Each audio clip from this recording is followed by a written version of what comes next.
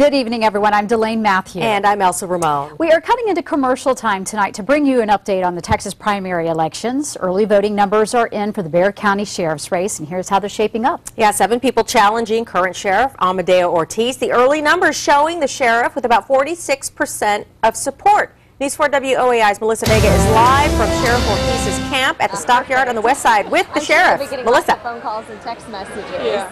That's right. We are joined by the sheriff. Sheriff Ortiz, what do you think about the early voting numbers so far? I got 45% of the vote, and I think that's great considering there's 5 candidates. As the night progresses, I'm sure they'll hit that magic 50+1.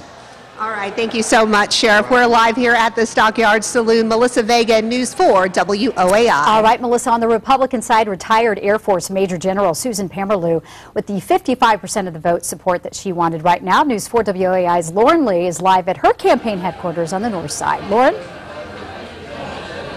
We are joined here right now by Pomerleau. Tell us what you think about the 55% of the early voting. What do you think? Well, I am very pleased, and if that keeps up, I'm looking forward to enjoying the next couple of months without having to campaign.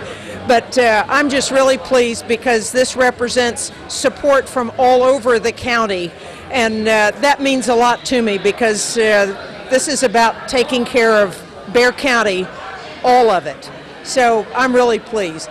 Okay, thank you so much for joining us. We will be here throughout the night monitoring the numbers, so stay tuned to News 4 WOAI for the latest. Lauren Lee, News 4 WOAI. All right, Lauren, thank you. Our Jaie Avila is standing by in the update center with the county commissioner's race. We are watching closely as well tonight. Jay. Thank you, and with me is Greg Jefferson. He's our political analyst with Plaza de Armas, also wrote for the Express News. Let's talk about County Commissioner's Precinct 1. What's happening there? Right, looks like chances are good that Commissioner Sergio Chico Rodriguez is going to return for a 3rd term.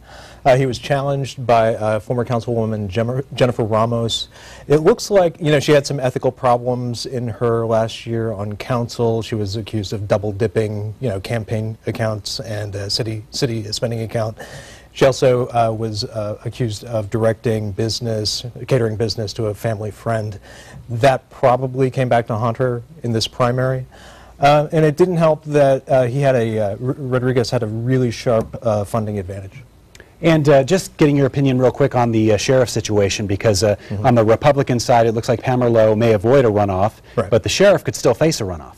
He could, yeah. I mean, in fact, I would say he probably will. At 46%, he's not likely to break 50% by the end of the night. So, yeah, he's going to be in a runoff with Andy Lopez. I still think he has the advantage in a runoff, but, yeah, there he is.